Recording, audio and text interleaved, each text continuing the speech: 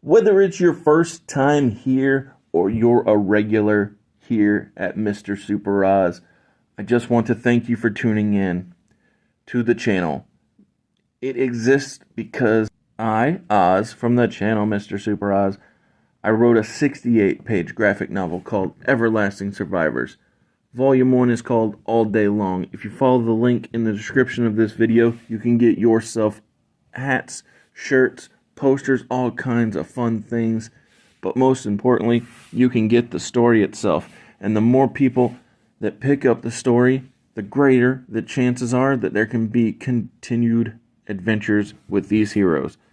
If you could, give it a like, subscribe if you haven't already, leave a comment, enjoy. It's time once again to do the wrestling triple shot. What I think will happen, what I want to happen, and my wild card pick for this time. All Elite Wrestling Revolution. And when it comes to what I think will happen, it is, well, it's the reason primarily that I put off recording this video, because I had to watch Dynamite in preparation for making this video, due to the fact that the company was teasing the possibility Adam Hangman Page would not make the show. And if he didn't, it would completely negate what I think will happen. But given the glorious open of the show, where Hangman was very believable, which is, great quality, where he was very believable in his delivery of the pretense that he will not make the show. And then subsequently the arrival of Swerve and then Joe, and all three men delivered a great opening segment to the show, and all had either great actions or great lines, and in, I guess, Hangman's case, both. It is easy for me to stick with what I had already originally thought would happen. And so what I think will happen is, first, I think that the World Championship three-way will not main event Revolution. And I think that actually it'll be the tag team championships that main event the pay-per-view, due to it being advertised as Sting's last match. But what I'm getting at is that I actually think that the reason there are three men, and two of the three are actually in deep-seated disdain for one another type of a feud. I think the reason that is happening, and that's Joe's pay-per-view match, is in order to elongate Samoa Joe's world title reign, so that it's not just a one defense and then a loss. But I think that Samoa Joe will retain his championship against Swerve Strickland and Hangman Page. And I do believe that it would be smart if Swerve hits his stomp and is as close to possibly winning as you can get without winning, 2.99999, when Joe, let's just say, kicks him in the head,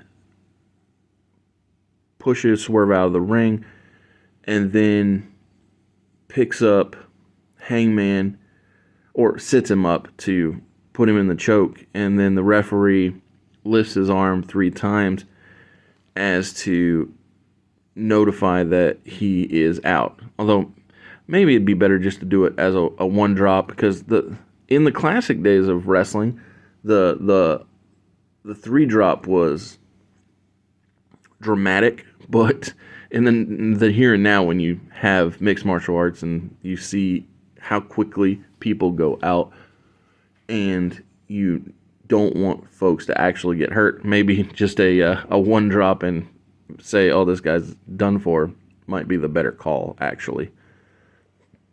But yeah, so what I think will happen is that Samoa Joe will retain his world championship by Swerve and Hangman focusing on each other too much, missing out on his Samoa Joe's dismissing his aggressive nature, and so then he takes control and ends up retaining to. And also, I think Hangman is more apt to be the one to take the fall, because I do believe when Swerve can get the one-on-one with Joe, I'm not sure where you specifically do it, but maybe Vegas. I'm not sure. Something like that. Probably Double or Nothing, we'll say. I do believe Joe will lose the title to Swerve, because Swerve is the man on the ascent, and that's why I think Hangman will be the one to be choked out. And then Swerve can blame Hangman. They can keep feuding. So, yeah, I think that Joe will retain. So that moves us on to what I want to see happen at AEW Revolution. And this, again, I kind of spoiled it with what I think will happen, but what I want is for the Young Bucks, Darby Allin, and Sting to main event the pay-per-view. I definitely have thought that AEW benefits from how they treat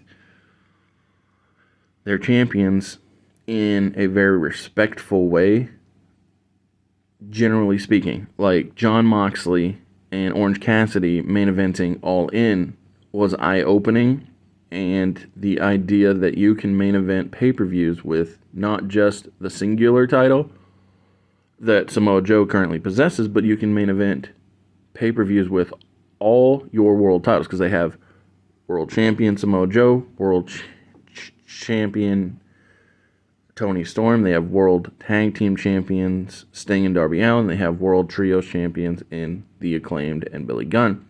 And I would love for at least once a year, because they have enough events for all for lack of a better word, Samoa Joe world titles to main event pay-per-views. And I just think that it's a great way to illustrate the depth of your company and the respect that you give to your world championships specifically. Now, as I said, they already have main evented All Out last year with the International Championship. So you could even take it a step further. Oh, and they main evented Wrestle Dream with the TNT title. So those two main events were surprising.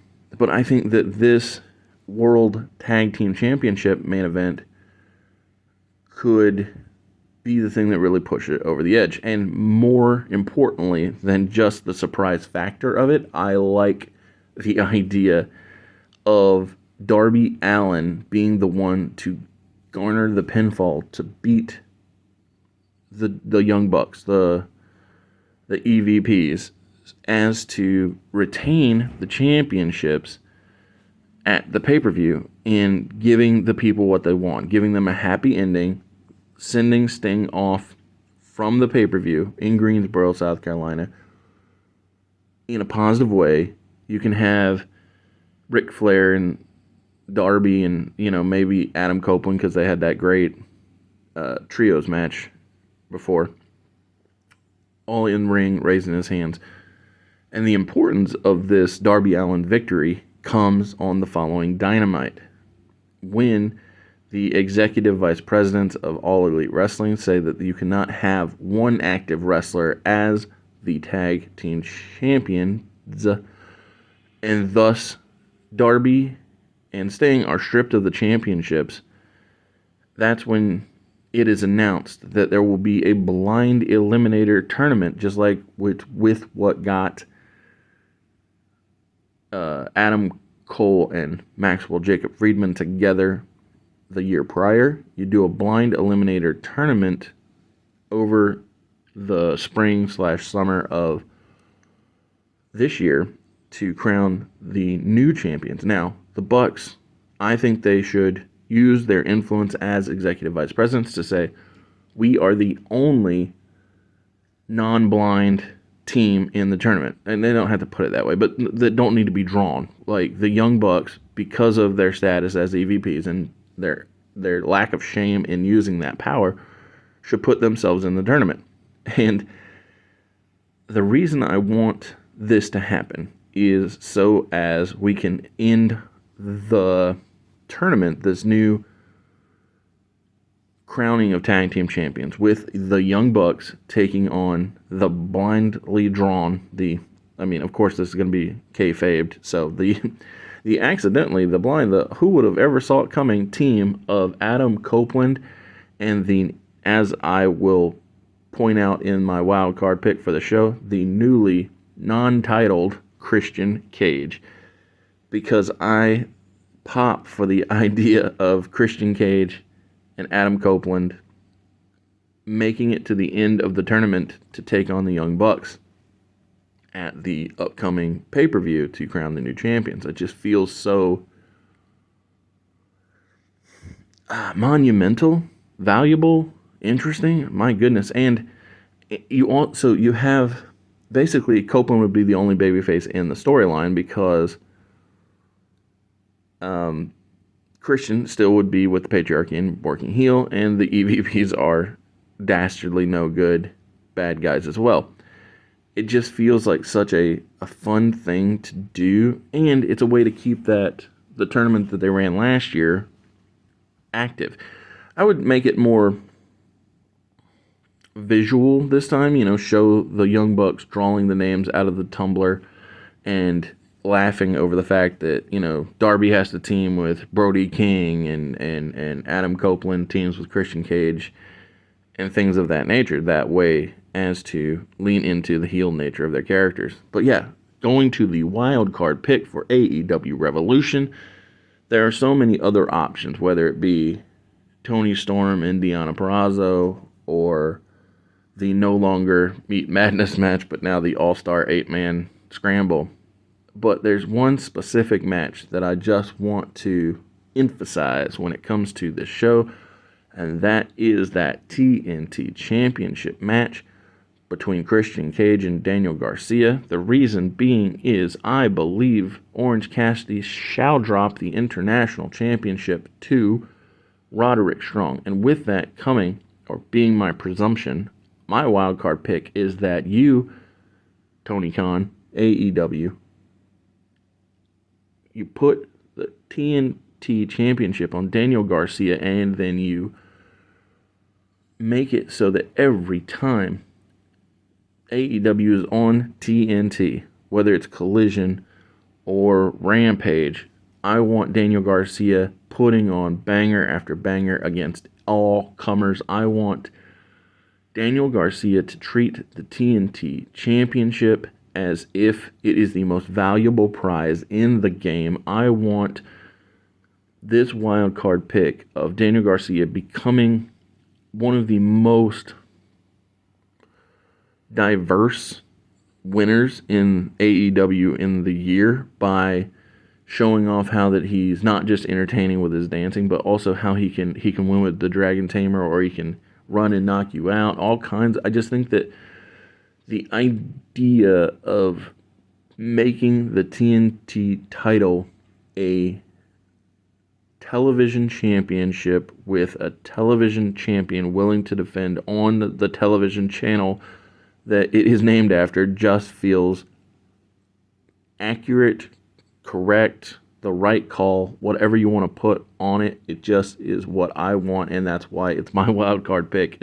And no knock on Daniel Garcia. I like Daniel Garcia, but when I think of Daniel Garcia and Christian Cage, I think that there's a massive chasm or gap between the two guys in their current placement within AEW. But this victory, especially if Copeland prevents Wayne and Killswitch from getting involved, then it could go a long way to helping propel Daniel Garcia, while also furthering the Christian Cage Adam Copeland storyline that, as I stated before, in what I want to happen moving forward in their tag team endeavors, because it feels like such a fun idea for Christian and Adam to win the tag straps whether it's in the tournament or later by defeating the Young Bucks